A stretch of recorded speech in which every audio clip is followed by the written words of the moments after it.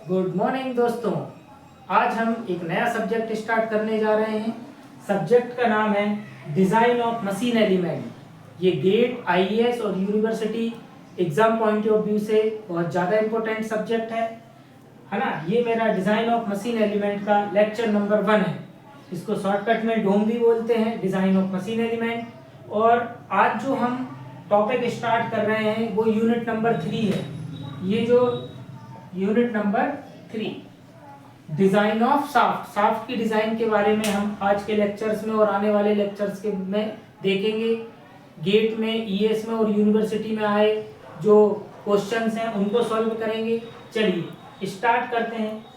Design of shaft, shaft की design. तो first of all what is shaft? Shaft क्या, what is the shaft? तो यहाँ पर लिखा है shaft, a shaft is a rotating machine element used to transmit power from one component to another component। Shaft एक rotating machine element है जो एक कंपोनेंट से दूसरे कंपोनेंट में पावर को ट्रांसमिट करता है। ठीक है। फिर पावर ट्रांसमिशन के दौरान शाफ्ट पर जो मेनली लोड काम करते हैं, मुख्य रूप से जो लोड लगते हैं वो एक तो टॉर्सनल लोड लगता है और बेंडिंग लोड्स लगते हैं।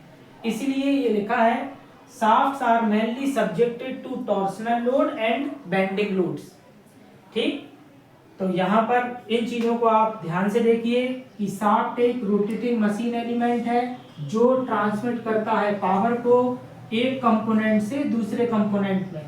Example, a motor to a machine, from a motor to a machine. जब हम एक मोटर से किसी मशीन में पावर ट्रांसमिशन करते हैं तो शाफ्ट की सहायता से करते हैं। और पावर ट्रांसमिशन के दौरान जो शाफ्ट पर लगने वाले लोड हैं वो एक तो टॉर्सनल लोड और बेंडिंग लोड्स होते हैं। ठीक है। अब अगली लाइन में हमने लिखा है shaft is used to transmit of torque and bending movement. ये कैसे लिखा कि हमें जानते हैं कि जब पावर ट्रांसमिशन कर रहा है शाफ्ट तो पावर बराबर होता है torque into omega. Power transmit करना मतलब पावर में छुपा हुआ है टॉर्क, तो इसलिए हम ये बोल सकते हैं कि shaft is used for transmission of torque and bending loads के कारण बेंडिंग मूवमेंट को भी ट्रांसमिट करता है। अब the various members are mounted. Power transmission के दौरान शाफ्ट पर बहुत सारे वेरियस मेंबर्स माउंटेड होते हैं। ठीक है, विद द हेल्प ऑफ की और स्प्लाइंस। ठीक है। तो पावर ट्रांसमिशन के हमें मुख्य रूप से ये देखना है कि जब हम पावर ट्रांसमिशन कर रहे हैं शाफ्ट के द्वारा तो शाफ्ट पर जो मुख्य रूप से लोड लग रहे हैं वो कौन कौन से हैं? टॉर्सनल लोड और बेंडिंग लोड्स। क्योंकि शाफ्ट पर जो डिजाइन की जाएगी वो टॉर्सनल लोड के आधार पे और बेंडिंग लोड्स के आधार पे और दोनों के कंबाइंड लोड्स के आधार पे की जाएगी। कैसे की जाती है हम अगली स्लाइड में देखते हैं। Just a wait.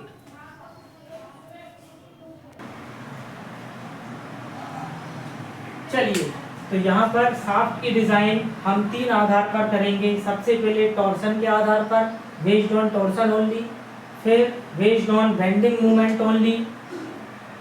और थर्ड है हम टॉर्सन और बेंडिंग मूवमेंट के कंबाइंड इफेक्ट के आधार पर भी शाफ्ट की डिजाइन की जाती है। तो शाफ्ट की जो डिजाइन की जाएगी वो 3 आधार लिए गए हैं। पहला टॉर्सन के आधार पे, दूसरा बेंडिंग मूवमेंट के आधार पे और तीसरा दोनों के कंबाइंड इफेक्ट के आधार पे। अब एक एक करके हम समझते हैं कि टॉर्सन के आधार पे शाफ्ट की डिजाइन किस प्रकार से होगी, बेंडिंग मूवमेंट के आधार पे शाफ्ट की डिजाइन किस प्रकार से होगी और दोनों के कंबाइंड इफेक्ट के आधार पे शाफ्ट की डिजाइन किस प्रकार से होगी। तो सबसे पहले हम based on torsion only, torsion के आधार पे करते हैं शाफ्ट की डिजाइन। तो शाफ्ट की डिजाइन टॉर्सन के आधार पे किस प्रकार से की जाती है? With the help of torsional equation. हमने प्रीवियस क्लास में सेमेस्टर में स्ट्रेंथ ऑफ मटेरियल में टॉर्सन इक्वेशन पढ़ी है। टॉर्सन इक्वेशन, टॉर्सन इक्वेशन बोलती है T upon J is equal to tau upon R is equal to G theta upon L। यहाँ पर T क्या है? T है टॉर्सनल मूवमेंट, टॉर्सनल मूवमेंट या इसी को बोलते हैं अप्लाइड टॉर्क। इसी को क्या बोलते हैं? Applied torque. जे क्या होता है? जे होता है पोलर मूवमेंट ऑफ इनर्शिया।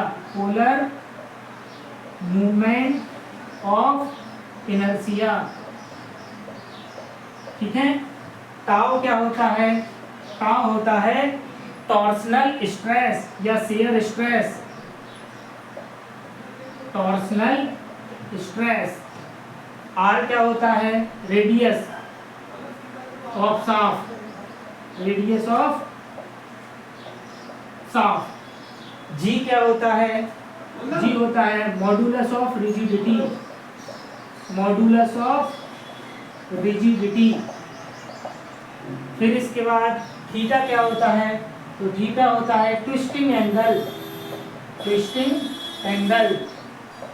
और एल क्या होता है? Length of the shaft. Length of shaft. अब मैं एक डायग्राम बनाकर आपको बताता हूँ कि जब शाफ्ट पर केवल टॉर्सन लोड लग रहा हो, टॉर्क ओनली लग रहा हो, बेंडिंग मूवमेंट नहीं लग रहा, एक शाफ्ट पर केवल टॉर्क अप्लाई किया जा रहा है, प्योर टॉर्सनल इक्वेशन है ये, ठीक है। तो इसमें ये टी क्या होता है? टी होता है आपने कितना टॉर्क अप्लाई किया, टॉर्सनल मूवमेंट। जे क्या होता है? Polar movement of inertia. आपने एक पढ़ा होगा आई, जिसे अपन आई एक्स एक्स और आई वाई वाई, ये होते हैं movement of inertia. Movement of inertia. और एक जेड एक्सिस के अबाउट लेते हैं आई जेड जेड, जो एक्स एक्सिस और वाई एक्सिस इन दोनों को जोड़ के निकाला जाता है, ये कहलाता है आपका पोलर मूवमेंट ऑफ इनर्शिया जे, ठीक है। तो ये आपको बेसिक चीज है जो आपने स्ट्रेंथ ऑफ मटेरियल में पढ़ी होंगी, नहीं पढ़ी है तो इनको समझना बहुत जरूरी है, तभी हम शाफ्ट की डिजाइन कर पाएंगे, ठीक है। अब मैं यहाँ पर एक डायग्राम बनाता हूँ। सपोज ये हमारा एक शाफ्ट है,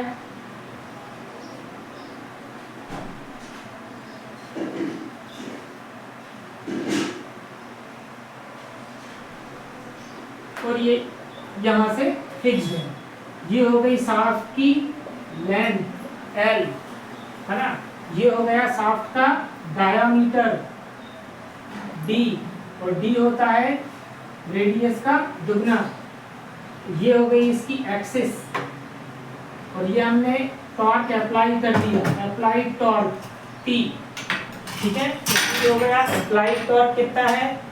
जे पोलर मूवमेंट ऑफ इनर्शिया। अब ये शाफ्ट दो प्रकार के हो सकते हैं, सॉलिड शाफ्ट। अच्छा, हमारे में जो डिजाइन है शाफ्ट का क्रॉस सेक्शन कैसा है? सर्कुलर।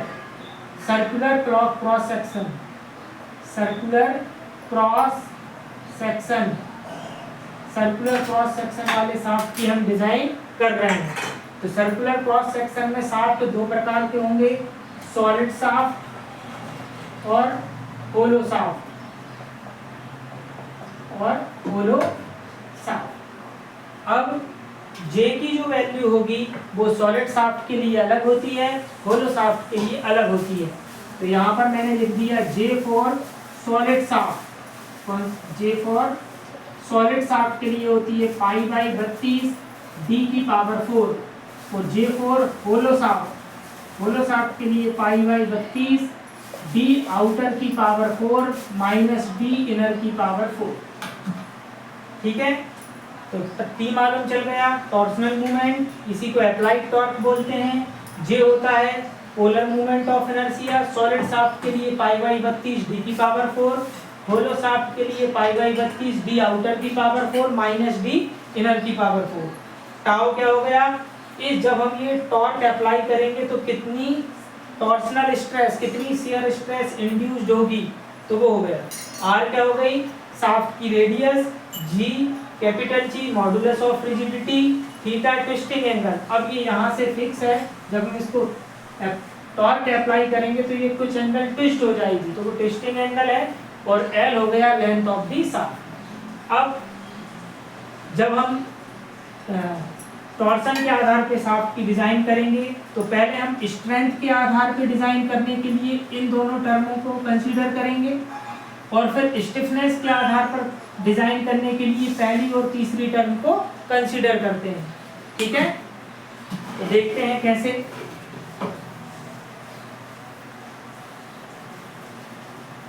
तो सबसे पहले हम स्ट्रेंथ के आधार पर डिजाइन कर रहे हैं। हमारा टॉपिक चल रहा है टॉर्सन के आधार पर शाफ्ट की डिजाइन। उसमें भी सबसे पहले जब हम इन दोनों टर्म्स को लेंगे तो स्ट्रेंथ के आधार पर डिजाइन की जा रही है। Design based on strength, design based on strength, strength के आधार पर। तो ये रखा टी। अच्छा, अब हम यहाँ पर किसकी कर रहे हैं, पहले सॉलिड शाफ्ट की डिजाइन कर रहे हैं, सॉलिड शाफ्ट। तो टी के स्थान पे टी रखा, जे के स्थान पे पोलर मूवमेंट ऑफ इनर्शिया होता है π/32 डी की power 4 is equal to tau के अपॉन में आर की वैल्यू हो जाएगी डी डिवाइडेड बाय 2। तो ये 2 से 32 कट जाएगा 16 बार, एक डी से एक डी कट जाएगा, तो ये 16 T divided by pi D की power 3 is equal to tau. ये एक इक्वेशन निकल के आ गई किसके लिए, सॉलिड शाफ्ट की डिजाइन के लिए। ठीक है, तो यहाँ पर डिजाइन में डायामीटर छुपा हुआ है तो D.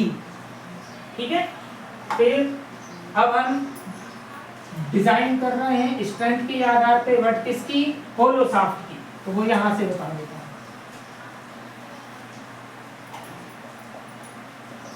Design of hollow shaft, hollow shaft based on strength. हम स्ट्रेंथ के आधार पे डिजाइन कर रहे हैं होलो शाफ्ट की। तो फिर से वही दोनों टर्म लेंगे, T upon J is equal to tau upon R. ठीक है, तो टी के स्थान पे T polar movement of inertia hollow shaft का होता है π/32 डी आउटर की पावर 4 माइनस डी इनर की पावर 4 बराबर टाउ। और यहाँ पर आर कौन सा लेते हैं, आउटर डायामीटर का आधा, डी आउटर डिवाइडेड बाय 2। चलिए, अब ये 2 से ये 32 कट जाएगा 16 बार, तो 16t डिवाइडेड बाय पाई, यहाँ से डी आउटर की पावर 4 कॉमन लिया तो 1 माइनस डी इनर की पावर 4 डी आउटर की पावर 4 आया इज इक्वल टू टाउ के अपॉन में डी आउटर। एक डी आउटर से ये डी आउटर कट जाएगा, यहाँ पर बचेगा 16t divided by pi D outer की पावर 3 और 1 माइनस के की power 4 is equal to tau. K क्या है, डी इनर और डी आउटर का रेशियो। तो K is equal to D inner के अपॉन में डी आउटर। ठीक है, तो एक इक्वेशन ये आ गई। ये किसके लिए है, ये होलो शाफ्ट के लिए है। सॉलिड शाफ्ट के लिए क्या आई थी, 16t divided by pi D की power 3 is equal to tau. ये सॉलिड शाफ्ट के लिए है। तो आज की जो हमने क्लास में सॉलिड शाफ्ट की डिजाइन देखी, किसके आधार पर, स्ट्रेंथ के आधार पर देखी, और होलो शाफ्ट की डिजाइन भी देखी। ठीक है, थैंक यू।